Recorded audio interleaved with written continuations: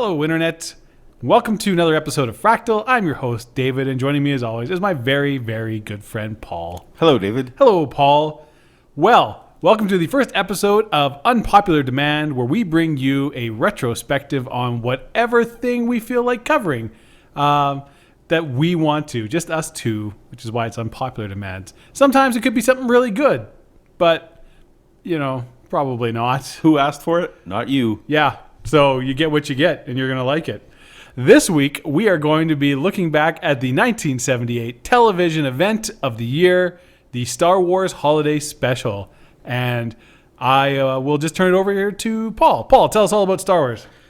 Star Wars Holiday Special aired the one and only time, November 17th in 1978. Now, that's going way back past probably most of you listening. But if you think about 1978, Star Wars Episode 4, or A New Hope, or whatever you wanted to call it, Star Wars back then, had only been out for 1 year at that point. Empire Strikes Back was just a glimmer in George Lucas's eye. And Star Wars, but it was all the rage. It was the biggest film in history. Just come off of that. Also, the trend on TV was to variety shows. So you would have shows like Sonny and Cher and Donnie Marie and the Muppets and shows like that would mash together singing and dancing and skits and celebrities and all that kind of stuff all into one show. That was what was the rage. Right. So some genius at CBS said, let's take Star Wars and let's take variety shows, mash those together, put them up on Thanksgiving, and we will have ratings gold. It's they were probably right. They did get ratings gold. They may not have spun actual gold. Oh, and let's give it some kind of weird story too. That's the best part. We can't. Yeah. Anyhow, thankfully, somebody was rich enough to own a VCR, pressed one of those plastic tabs on it to record this thing, because it's never aired since, but it has survived in the hearts and minds and bootlegs and internets of the world. Yeah, because I've never seen like a DVD or a Blu-ray or a VHS tape or anything of this. Like, it's pretty much erased from any official. It's like Disney and Song of the South, right? Like, we just like to pretend this never really happened. It's been hidden, but we have dredged it up, and we are about to present it to you, and we are about to share it for you so that you don't have to watch it. All right.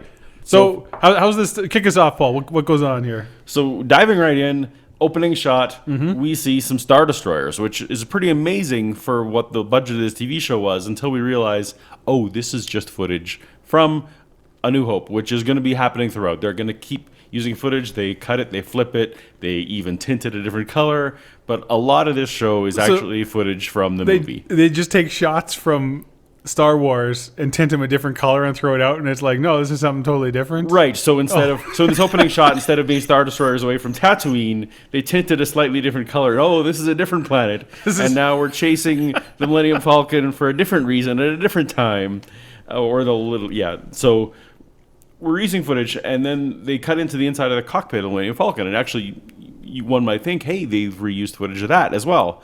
Surely they didn't get Peter Mayhew and Harrison Ford to be in this special, but yes, they did. Of course. And not only did they get them, Harrison Ford is acting up a storm. He is giving the performance of his life with this very, very, very weak dialogue. But good on him. Way to trooper through, and we find out that the premise of the story is that Chewbacca needs to get home to his planet of Kashyyyk, which they call Kazook for some reason in the special, so that he can get home to his family for Life Day, which is an analog for a winter holiday of some sort, either a Christmas or Thanksgiving in the Star Wars universe, and that's what's driving us. So they're fugitives from the Empire, and the Empire is hunting down Han and Chewie, but they need to get home. So basically, Star Destroyers are shooting at them, but they need to get home for the holidays. Correct. So this, think planes, trains, and automobiles, right? But with Star Destroyers. But with Star Destroyers, that's right. We got to get home. And then we cut to the opening credits, which are insanely long, which is what they wanted to do in the 70s. They literally listed everyone out one by one and gave them all a shout out. But we actually find out that Mark and Harrison and Carrie and Anthony and Peter Mayhew and Anthony Daniels, they're all back. So they have the entire cast of the movie. You got all your favorites here. All your favorites are here. And then we find out introducing Chewbacca's family, and we get a little bit of a preview of what's going to be happening here. So we get Mala, who is Chewbacca's wife. Okay, yeah. So Chewie has a wife somewhere. On Kashyyyk. On Kashyyyk. And then we have Chewbacca's father, Itchy. Itchy. I'm sorry, Itchy? Yes, Itchy. Much like Chewbacca is the long form and Chewie is the short form. I don't remember exactly what the long form were for all these, but is it Itchbacca? No, it's like 20 characters long, and I'll put it on the screen or something. But yeah, so Itchy, very clever, and then Chewbacca's son, Lumpy. Okay, good. So we got Lumpy, who actually physically is a little bit lumpy, and we will maybe address that later, but. Not body shaming Lumpy, but the kid could use a little bit more jogging.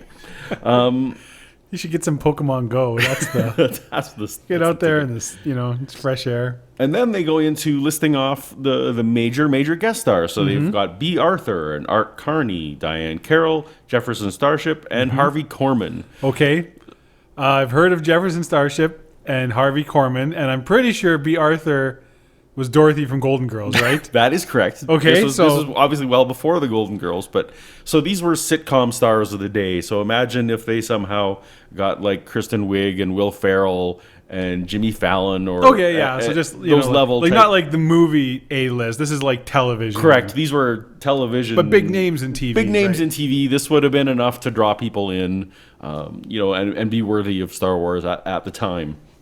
So we're finally done with these credits, which are exclusively long, and then we see what is clearly a painting. So they go from all this photoreal stuff to, a cartoon of a treehouse, essentially. We find out, I found out later that it was actually Ralph McQuarrie who designed the entire Star Wars, or his paintings inspired the entire Star Wars universe. They commissioned Ralph to do this painting, which actually becomes very much the inspiration for when they do show Kashyyyk in the film. So that's kind of exciting, but we're supposed to suspend our disbelief that, we're zooming into this treehouse. Right. Space treehouse. And we get inside, and then we see those we've been introduced to already, Mala, Itchy, and Lumpy, and they're milling around a space treehouse living room. And immediately we're kind of discover what's going to be the main problem. Well, not the main problem, but definitely a storytelling problem. These characters don't speak English. All they can do is grunt. They're Wookiees, right? They're so Wookiees. They just so much Wookie like it up. Chewbacca, doesn't have any lines in the film, and just bear growls. We now have 3 characters on screen who that's all they can do to communicate with each other is grunt and growl, and pantomime. So they're essentially, for us, playing charades because they don't have subtitles. There's no subtitles. Wookiees? They're just there's 6 minutes. The first 6 minutes, they're just like saying the whatever thing they want to say in Wookiee talk, and Correct. they're like pointing. Yeah, there's dialogue, and they're clearly, you can get the sense that there's some conflict. Like Lumpy doesn't want to do the chores, and his mom wants him to, and they keep pointing to pictures of Chewbacca that they've got around the house that he's like maybe coming home, but. No, like it's the 6 minutes primetime TV. This is like a really racist guy on vacation in Asia who's just talking loudly and like really pointing at the thing he wants off the shelf and like to his mouth. That's the yes. Okay. So through this, we learn essentially that the holiday's coming and they're excited to for Chewbacca to come home, but Lumpy, being a typical kid, doesn't want any involved in the preparation. He's excited his dad's coming home. And Itchy, we come to learn, is kind of like the grandfather who has a soft spot for his grandson. So once his mom isn't looking, he sneaks, and they've got one of those hollow chess tables, like in the Millennium Falcon. Right. Yeah. And so, you as the audience, you kind of, we're gonna see a show on the holodeck thing, and they put like basically cassette tape in there, and they push play. They literally push play. Yeah. And what grand space adventure might we see? Jugglers and acrobats. Okay. So there's green and red jugglers and acrobats who are essentially performing what would not be a very interesting show, but there's kind of like a lame Cirque du Soleil kind of thing. Yes, sort of but like the like understudies for Cirque du Soleil. There's some, you might there's a minor interest that they're wearing the color of green that you would normally do in a green screen, which kind of reminds me that they couldn't have done that. So there was some technical prowess, and they even have Lumpy's hand. But again, we're now like 10, 15 minutes into the show, and no one said anything yet. Right. No, Han. Oh, well, I mean, has after apparently that, but given a very riveting after the opening performance. credits, we have yet to. The announcer announcing Harvey Korman was the last person. Person who spoke a word of English. Correct. So, thank goodness. I should probably point out that this show wasn't made for Wookiees. It was made for English-speaking Correct. American audiences. Okay, I just wanted to double check. So thank goodness that spell is broken. Mala comes in, breaks this thing up, makes Lumpy go do dishes. But she decides that she's going to check to see how Chewie's flight is going, because apparently that's something you can track. Well, it makes sense, right? Your fugitive husband. Right. It's not like he's coming on a commercial jetliner. No. See, that's why the Star Destroyers are on him. Han Solo should not have logged the Probably. flight path with the Wookiee airport. For some reason, though, the words on the screen are in English, so thank goodness at least we can Wookiees understand. read English, they just can't speak it. Right. Yeah. Although even, in the rest of the Star Wars universe, they use Aurebesh. Anyway. So essentially, she logs on to what is really just a TRS-80 computer from the day, painted black. Right. With the big keyboard. I don't know what the Wookiees doing with our English keyboard either. But does it have like the big green, characters? Yes, right? absolutely. Yeah. So we find out that she can't track his flight. So she moves over a few feet to the shelf where she slides some books over, and there's a view screen. Oh, is this the one that tells you the flights for anti-government terrorists? Is that Better yet, okay?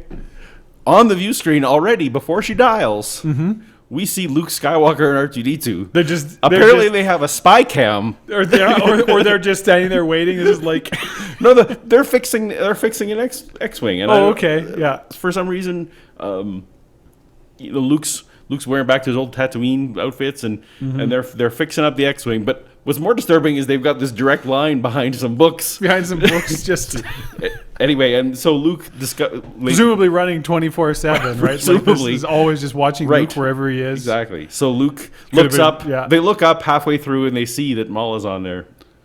But again, we come to the problem that they don't understand each other in any way. Right, because Luke doesn't speak Wookiee. Han does. Right, and R2 may understand, But, can't. But Luke doesn't understand R2, so it doesn't help. And 3PO's not there with No, them either, it's so just okay, Luke and R2. yeah. So we have this very awkward phone conversation where they don't understand each other. And but essentially, and look, this may well be the worst part of the special for me was Luke's haircut during this thing. So it's essentially a Justin Bieber haircut, but then they took a bowl and cut it. And then So somehow this is far, far worse than his A New Hope haircut, and that was disturbing enough. But anyway, this thing ends basically. this is pre-car accident. Pre-car Mark Hamill accident. too, He's right? not. Okay, Yeah, so he's he not doesn't scarred have- up. Yeah. But he essentially shuts her down. He's like, "It's gonna be fine." Like basically, the end of this thing, I'm sure it'll be fine. So Yeah. there was no point to this conversation that no one understood. But so finally, we cut mercifully to a human who speaks English. Right. So for some reason, there's a trading post on Kashyyyk, On Kazook. run by a guy named Sondan. Sondan. Okay. Sondan, and Son is in his shop, and there's an Imperial officer in there, and he is showing them the kind of things. He's quite racist, actually. The kind of things that the stupid Wookiees buy. Right. And he shows them, Which is in character for Star Wars, right? Right, The yeah, Empire is pretty famously racist. So one of the things he shows them is a pocket aquarium. So it's an Okay. aquarium that's about the size of a pack of cigarettes, and there's little fish in there, which are clearly plastic fish. But it's like, Wookiees don't have pockets. I don't understand which Wookiee is buying a pocket aquarium. Don't they have like bandoliers? Isn't that the... Or is that just Chewie? Only Chewie. Everyone else is just straight up naked? straight. Well, there's aprons and some other things we'll talk about later. But yeah, basically, I don't know why. This is the example of the stupid thing Wookiees buy. But we connect this to the story. Finally, Mala calls on the view screen because She calls Sondan. she calls Sondan. At the Wookiee trading post. And Son immediately we start to finally see our first acting. He looks and he's nervous because the Imperial officer's there, so he immediately Right. starts talking in code. Okay. Like, that walking carpet you delivered is coming later. Right. So right. it's all the code that Chewbacca's coming. So we get that there's some kind of connection with these two. So mercifully, at least there's some English. And then we cut to the Death Star. But it's not the Death. It can't be the Death Star. So this is just supposed to be some Imperial base. Well, I guess so, but it's footage from A New Hope. Oh, okay. So this is just straight up Death Star scenes from A New Hope. But it's Vader walking with an Imperial officer from A New Hope. But they have James Earl Jones voicing new lines. You can't see his lips, so you could just have him talking about exactly. And so how the proper way to prepare a turkey. Right. Or whatever. So they bring him in for these 2 lines to essentially tell us that he really wants to catch these rebels. 2 lines. Yeah. Okay. They're going to catch these rebels, and so we're going house by house. So he orders that everyone's going to go house by house across the entire system. Okay. That's a grand. This is the Kazook system. Well, we don't say. We don't say, but we presume. Because I mean, if it's a big holiday, he would know it's Life Day, and that Chewie has to get home to Itchy and Lumpy absolutely for Life Day, right? It's and be on the calendar. Sure, and I guess the Falcon blew up the Death Star, so he's still in. But So after the commercial break, we come back, and now we are in for some delightful comedy segment. Mm-hmm. Mala is attempting to prepare her Life Day feast, right? Which is for some reason bantha. Okay. Banthas, which are indigenous to Tatooine. Maybe. You don't know that. We saw them on Tatooine. Maybe they're from Kashyyyk. I suppose. But there's an obsession with banthas They got banthas in this show in general. Yeah. But anyway, in order to prepare her Thanksgiving Life Day feast, which she turns on a cooking show. And So we get a cooking show and stuff. There's a cooking show in the middle, in the middle, and it's Harvey Korman, the actor, in his first role in the show. There'll be 3. Okay. He's in drag. Okay. Cooking. So he's basically like Mrs. Doubtfire this up? He looks very Mrs. Doubtfire in this. Or I guess this is 78, so Mrs. Doubtfire really looked Harvey Korman. Absolutely, that's true. Yeah. That's true. So the joke is essentially the chef Commanda, I think is the name of the character, is cooking away, and very complicated motions to get this dish going. This roast bantha. Well, it's bantha and potatoes and soup, and there's mashing and things like that. And Mala can barely keep up, but she's doing her best. And then Mala's watching this on TV and attempting to replicate. So this is part of the humor. You're supposed to be watching. Mm-hmm. Yeah. This is basically like an I Love Lucy sketch here, right? Correct, except that suddenly we slowly reveal that Harvey Korman has 4 limbs. He has 4 arms, 4 hands with which to do all these moves, and Mala does not. Right, because Harvey Korman is, of course, an alien. Right, so in the show, and then he ends up using the 4th arm basically to get drunk. The other 3 are, so that's I would watch that show. That's the joke. Yeah. She gets fed up and turns off the TV because, of course, that's what you do. Because you don't want to get cooking advice from an alcoholic. Of course not. That's. And then she's interrupted because the TV comes on by itself in their house, as they do in space, as they're wont to do. Yeah. With an Imperial captain on the screen, basically telling everyone that there's a curfew. Oh, okay, well, so that makes more sense, right? It's like an emergency broadcast. So it's an emergency broadcast, so the Imperials are imposing a curfew, and of course they're very worried because Chewbacca's not home yet. Right. And there's a knock at the door, so they're very nervous. They go, and it's actually this, it's this traitor. It's this Sondan traitor. Right. And he comes in, and they hug, and apparently there's a long family history here, and he's got presents for everyone. Oh, that's Which good. is partially why I think some people thought that this wasn't Thanksgiving special, that it was more of a Christmas special, because he came in kind of Santa-like, giving presents to everyone. Which is, that's what you do on Christmas, and less so on Thanksgiving. So Mala gets this giant, looks like a big boom box, and we'll find out more about that later. And Lumpy gets this kind of a Radio Shack style kit of parts, a bag of stuff to put together. Okay, so like so here you go, kid. And then possibly the most disturbing part of this whole special happens. So Itchy's wondering what his present is, and he invites Itchy to go sit down in this weird looking chair right in the middle where everyone can see. Did he bring the chair in, or the chair? No, the chair has always been here. This is what's more disturbing than anything. The chair is here. Yeah. And it looks like it's got something to go over your head, so it's kind of like the old style dryers at a right, like at a hair salon. A hair salon. Yeah. Mm-hmm. And it's hard to even describe, but Son basically winks at Itchy and says, "I can't explain this, but it's wow," and he shakes his hand. Wow. So this is basically, so just to bring it home, so Itchy is now watching pornographic films. That is what happens. Some sort of VR. There's a virtual. He gives his gift is virtual reality porn. I see. That he watches in the living room, right, where everyone is. And we literally play this out. So and as we cut to what he sees, he says, "I do mean Happy Life Day," and it cuts back and forth. So. So Diahann Carroll, who is one of the guest stars in this show. No, I don't know who Diahann Carroll is. So Diahann Carroll was a very attractive African-American woman. Okay. She played many groundbreaking roles, and she was a singer and an actress. Okay. So think like Rihanna really is the best analog. She almost looks like she has very similar features to like Rihanna. Okay. Or Alicia Keys.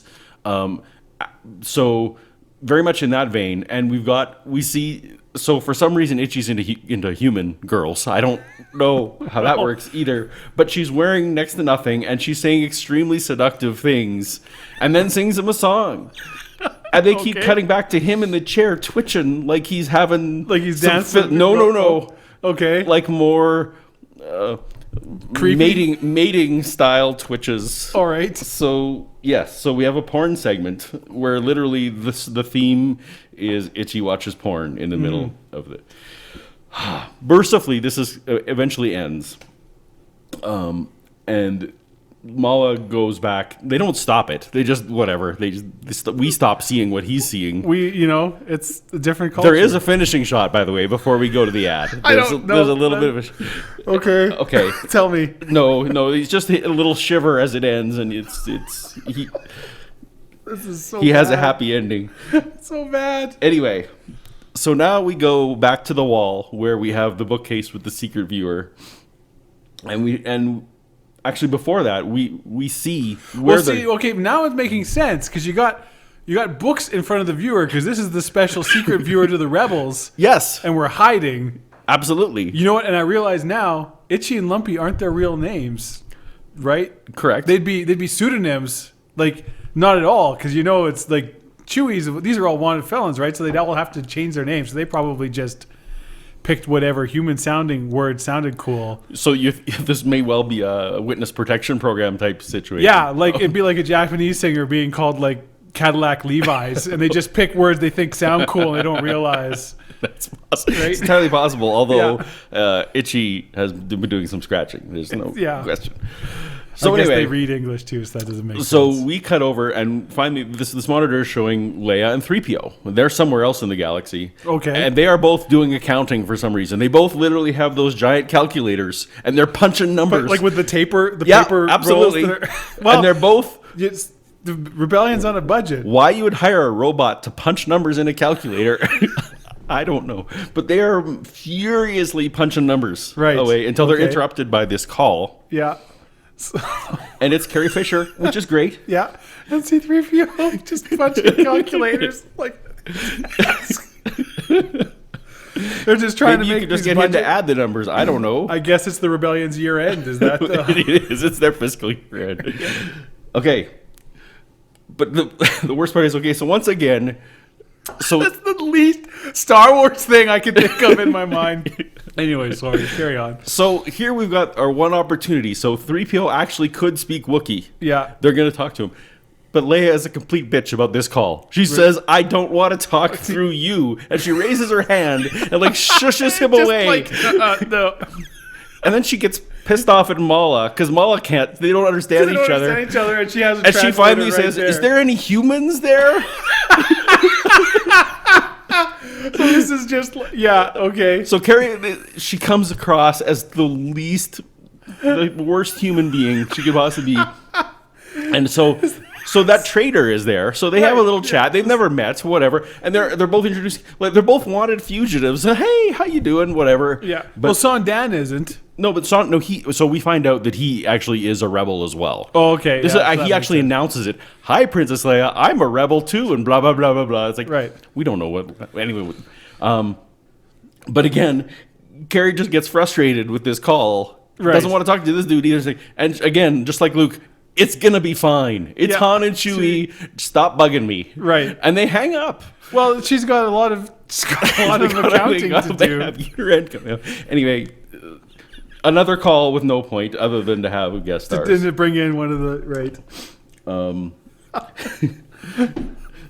So we see a sidetrack where Han and Chewie actually land on the planet, and you're kind of given a bit of a read. I'm just thinking of like deleted scenes now where like Ray is telling Finn to save his receipts. That's right. So we can. This is all a write-off. Let's. Anyway, sorry. So there's a bit of a redirect. We think maybe Han and Chewie, because they land on the other side of Kashyyyk.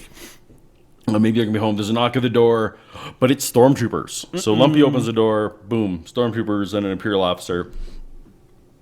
And they start smashing up the place. They're looking for rebels. They're going door to door. And they just start like tossing it, like they're knocking stuff. Not off only tossing shelf. it, like so Lumpy has, for example, a stuffed bantha, and they tear its head off. Okay, right. Like they're just throwing everything. Because maybe Chewie's in there. Yeah, he gives it a good look. It's bizarre, but yeah, no, they're tossing the place, looking for rebels, and of course Son is there, and he is a rebel, so Right. he's pretty nervous, and he's for some reason they're about to go, and he offers them food, which doesn't make any sense to me at all. But Right. you would think you'd try and get him out of the house. Not only offers him food, but he breaks out Mala's gift, which is that music box we talked about. Right. And it folds down, and on there, he's going to show him this great entertainment, and it's a hologram of Jefferson Starship performing a song. Okay. So Is it White Rabbit? no, it's not White Rabbit. What Just was to the be name of like the song? least Star Wars It was- appropriate song we could. It was some song that they actually claimed was written for this holiday special, and then we later find out that they had recorded it years earlier. But anyway, All right. So, and of course they Something tried, wasn't good enough to release on one of our albums. But correct. Okay. So they kind of tried to make that again, like the performance they did it against Black. So they tried to make it look here, but again, it was like, why did you buy her this thing? They already had a hollow table. They had a whole table that could do holograms, and he bought her this very inconvenient box. Well, if it's a boombox, completely- you can take it around with you and hold it up under people's windows. So that song eventually ends, and they go back. They go straight back to tearing up the house for some. So there was just a break. Thanks for the song. Yeah. That's cool. Now, So that's awesome. Lumpy is of course afraid. So But they were about to leave. they were about to leave, and Okay, Son called them over. Whatever. Called them over, so now let's break some more of your shit. Right. Right. So this is a bit of a plot point. They had to stay for a while longer, but so now we're about to get to the best part about the holiday special. So Lumpy is scared, and so Itchy presumably tells him to go watch one of his dad's, some tape of his dad. So Is this the stormtroopers? this is Son is telling Okay. Lumpy, like, while the stormtroopers are tearing everything up and Lumpy's afraid. Right. Here, you sit down and watch this, and Okay. it's one of his dad's old adventures. Oh, okay. And this is, I don't know if anyone's seen it, this is the one thing that has been officially released before, the cartoon. Oh, the first appearance of Boba The Fett. very first appearance of Boba Fett. So Yes, I have seen this cartoon. they've been building this up in everyone's mind, all the fans. We're going to introduce this great character that will be in Empire Strikes Back, and it actually was the very start of the Boba Fett mystique. Right. This badass bounty hunter. The animation is amazing. Who does absolutely nothing badass in any of the movies, by the way. Actually, or in this cartoon. Yeah, But, okay, yeah. But it's very 70s animation style, 2D, if you can imagine it. Very much like heavy metal. If anyone has Right. seen anything of heavy metal, it's very much. I would totally watch a Star Wars series. Please, Yeah, I mean, someone. that animation, if it's done well, it's really good. It It's was like classic fantastic. Disney Like, this or was, whatever. they spent serious time on this. I don't know if they spent money, but someone loved this thing. And this studio eventually went on to do the Droids and Cartoon? Ewok cartoons. Oh, yeah. But this one was, the quality of this is far better than anything. But the other thing was great was they actually have all the original voices. So Harrison's voicing Han, and they have all the and this is where James Earl Jones actually gets a few more lines. Right. But in terms of the story, this makes absolutely no sense. You're tearing up the stormtroopers are tearing up the apartment. And so I'm going to go watch a video about my fugitive dad and his fugitive friends fighting Darth Vader. Yeah. No, Darth Vader is in this. So, like, if the stormtrooper walked by, hey, kid, what you watching? Oh, just that time my dad was fighting your boss? Yeah. Like, the legal government. Yeah. Let's make that clear. This just my dad was, plotting the downfall of the legal government. Anyway, the cartoon is good enough that you can overlook why the loose way they managed to wedge it in. Mm-hmm. And that ends...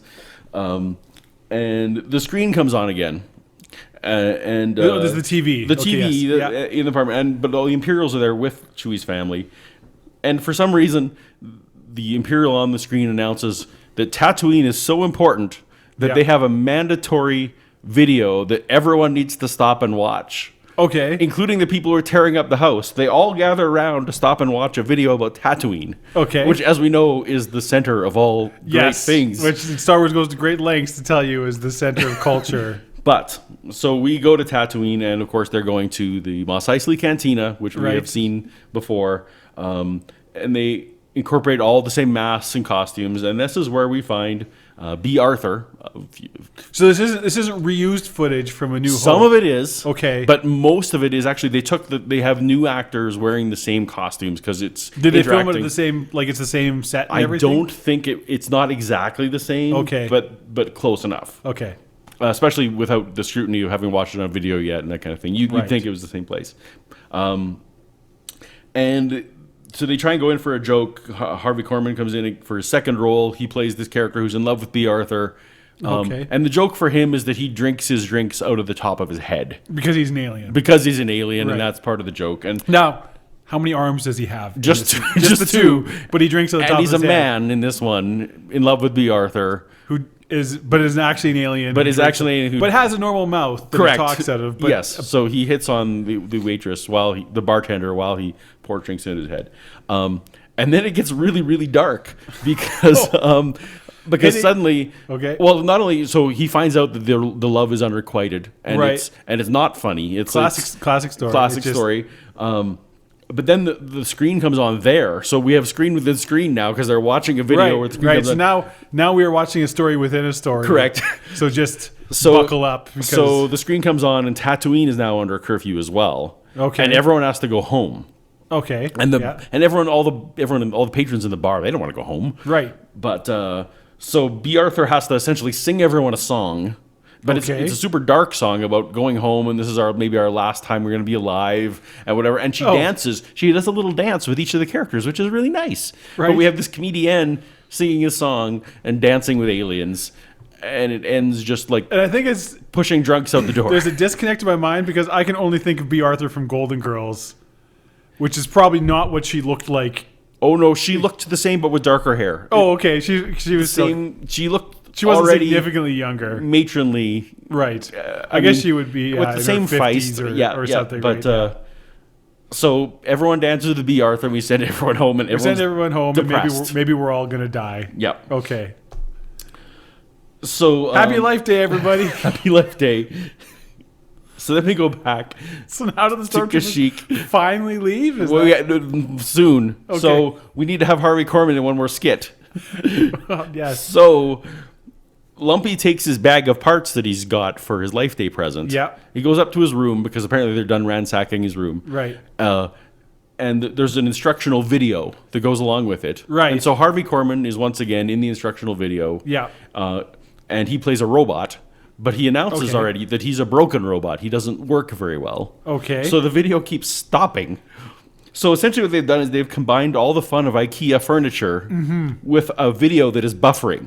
Right. Because that's the joke. It just stops, it buffers for a while, and then replays.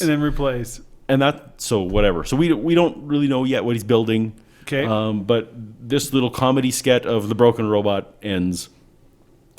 And Lumpy, we do find out right after this, he has made a translator. So he can speak Wookiee into it. Right. And it will come out with, English language. Right. So he uses this now to fake a call to these stormtroopers of their commander saying that they should return to base. Oh, okay. So everyone leaves. So they believe this call, and everyone leaves, but they tell one stormtrooper to stay behind. Right. And finally, Han and Chewie arrive. Okay. Now, what is one of... Well, if you've heard me speak about Star Wars at any length, you will know that one of my big problems in general with the Empire is their lack of railings. Yes. They don't have railings on anything. Don't have railings on anything. So every stormtrooper, theoretically, in the world has lived their entire career with no railing on anything. So Han and Chewie come in to save the day. So they're gonna like save the family from this thing. But what happens? The stormtrooper trips and falls over a railing and dies. Oh, well. So the first time he why. encounters railing, That's its downfall. And I feel, again, I have to mention that all of these stormtroopers were about to leave that's correct, before getting called back by Sondan. to watch Jefferson Starship. To watch Jefferson Starship. Okay, Yes. right? Yes. So Han and Chewie don't get to be heroic. No. No. And happy life day to you, So- poor sucker. Han and Son, they want to get out of here. They clearly are. They're leaving. They're like, this is just This is a holiday for Wookiees. Yeah. Which very much remind me of any Thanksgiving. If you've been at someone's who's not your family's house Yeah. for Thanksgiving, that's too much. Yeah. We're gonna get out of here. You family can have your own. So the Maybe family get a gets the roll, life day. on So the the way humans take off. Right. So Han and Son take off. There's a big hugs and reunion. Chewie's there, and they decide that they're going to head off to the Tree of Life ceremony. And I assume all of this is also now there's no English being spoken. Correct. We are, Right. for a while, we are done speaking English. Okay, so yeah. there's a Tree of Life, and they are going to ascend to the Tree of Life somehow mentally, it seems. Okay. This is very unclear. And perhaps you've seen promotional shots. Suddenly, everyone in the family is wearing red choir gowns. Oh, okay. So it's Wookiees, but wearing long to the floor gowns. Right. And this doesn't make a lot of sense until you suddenly see that there are dozens of Wookiees All wearing these gowns. all wearing these red gowns, and it immediately makes sense. They did not want to pay for Wookiee costumes for all of these people. Right. Okay. So they just have all the same Wookiee helmets. Wookiee helmets, fake masks. Right. but the red gowns. So that's whatever. It's the tradition for Life Day. Yeah. Don't go judging another race's religion. Inexplicably, R2D2 and C-3PO show up on stage. Okay. Yeah. They makes have sense. not traveled here. They weren't even together. No, they but were now- fixing an X-wing and doing Correct. the books. And they give a little speech about how they wish they could have feelings, which has never been in Star Wars before. I wish I had feelings. This distinctively okay. has never been in Star Wars. Anyway, but then less sane, Leia and Luke come out. Okay. Well, if C-3PO and R2D2 are there, it makes. I guess they brought them Yeah. to the Tree of Life somehow. Either we never find out if they're dreaming this or whatever. But it's a nightmare because this is one of the lowest points. Leia decides to sing a song. Right. The Life Day song, Right. sung to the tune of the theme of Star Wars. Okay. Now, keep in mind, Dan Aykroyd had already been on Saturday Night Live singing a great version of the Star Wars theme. Star Wars. No, wasn't that Bill Murray? Bill Murray, pardon me. Yes, Pardon, the Bill loud Murray, singer yes. guy, yes. Loud singer How on about Saturday Night those Live. Star Wars? Yes. So we've already heard it once, but here comes out Carrie Fisher, who presumably has started some of her extracurricullar activities. Who's at this presumably point. about a half a kilo of cocaine in She at seems this point. pretty deep, and Yeah. she also before auto-tune. I would love to see someone actually auto-tune this, Right. but sings a very terrible rendition of the Star Wars theme with About Life Day. We wrap it all up. They sing the song, and then Chewbacca sits back to lean how great his life has been. Now Chewbacca's 200 years old. Yeah. Who knows how old Itchy is with his porn? I don't know. Right. But Chewbacca's 200 years old, so he leads back to think how great his life is. It's all flashbacks from the movie. It's like Right. just various things that happened in A New Hope. So that's the extent of his life, I guess, and none with his family. No. No. Well, And then it's the end. having now gotten to know his family a little better, It's true. does this whole running around the galaxy with Han thing make a little more sense? It does not. Okay. And also, they keep making references to, like, Luke says, has he ever missed a Life Day before? Well, you guys met, like, a few weeks ago. I don't know. Like, how do you know? I don't know how you know all this stuff. But mercifully, that's the end, and they move on to the news, or whatever they did at the time. But Well, I presume they watch some football and then have a big that's fight. probably what happened. So, that is the tale of the So that Star Wars is the holiday special. Aired once and then attempted to be erased from human memory. Star Wars holiday special. Well, I learned some stuff. But hopefully this doesn't tempt you to want to watch it, because really, really you should not. Well, it's hard. It's like a train wreck, Paul. You know, it's like you don't want to watch, but you can't look away. And I think That's why you shouldn't start. that's why you shouldn't start. That's why we've given you this service. This is your remedy to not ever have to watch it yourself. There you go, ladies and gentlemen. You are welcome. That was Unpopular Demand. We hope you've enjoyed it. If you enjoyed this video, give it a thumbs up and subscribe so you don't miss anything. Then click on the video playing. It's great, and let's be honest, you're not doing anything important right now.